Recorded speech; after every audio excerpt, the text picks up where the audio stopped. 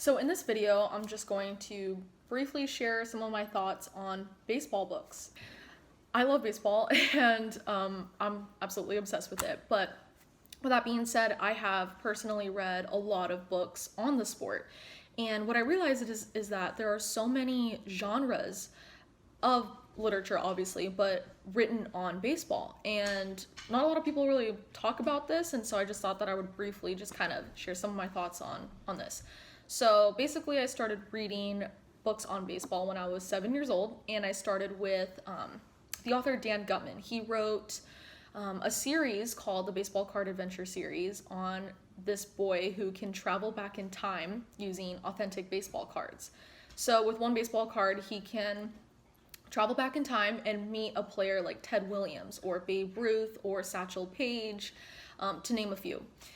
And I love these books, and I still sometimes read them even into my 20s, only because they're just so well written, and you truly feel like immersed in the story, and you feel like you're right there next to this character meeting players like Honus Wagner or Ty Cobb. So I eventually moved on to reading books like Playing with the Enemy, and I read that in high school, and it's just about this guy who had a shot at playing professional baseball, but then World War II hit and he lost his chance because he got injured playing overseas. And so he was playing informally in North Africa where he was stationed, and he was a catcher, and I think he slid wrong going into home or something like that, and he injured himself and kind of lost his chance because of the war, but also because of this injury. And so even though it's kind of a bittersweet book, it's very inspiring. And so I realized that a lot of books can do that, can inspire people, but to me, baseball books have really inspired me. So The Rookie is another example.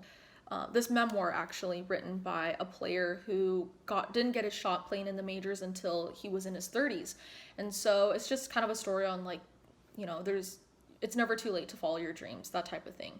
And he happened to follow his dreams with baseball. And so there are other, books written on baseball. A lot of them are romantic books or fiction books, memoirs.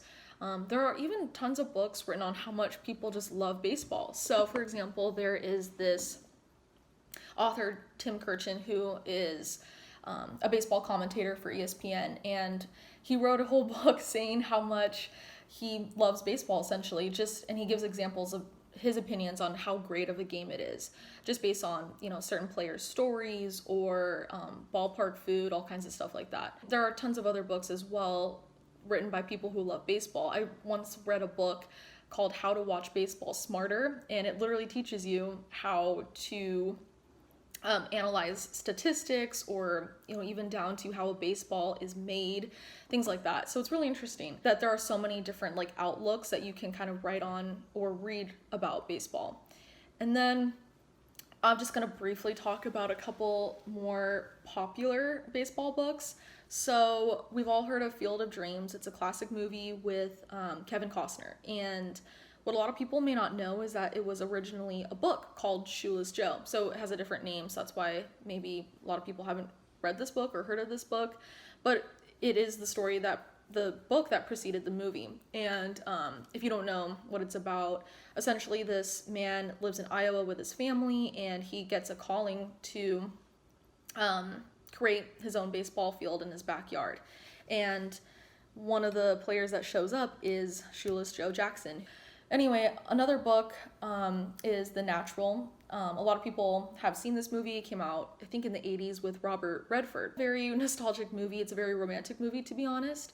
And the difference between the book and the movie, in my opinion, is that the book is more realistic. It obviously preceded the movie, but the ending is not quite as happy and romantic as the ending in the movie. Still a great read. The movie follows it very, very closely, but took a few liberties just trying to create this narrative of a romance. So then another popular one, of course, is Moneyball. So the movie came out in 2011, and it stars Jonah Hill and Brad Pitt.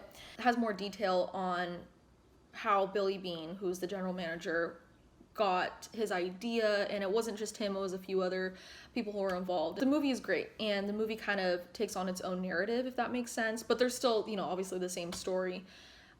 But yeah, and so those are just some of my thoughts on baseball literature. Thanks a lot for watching. See you next time.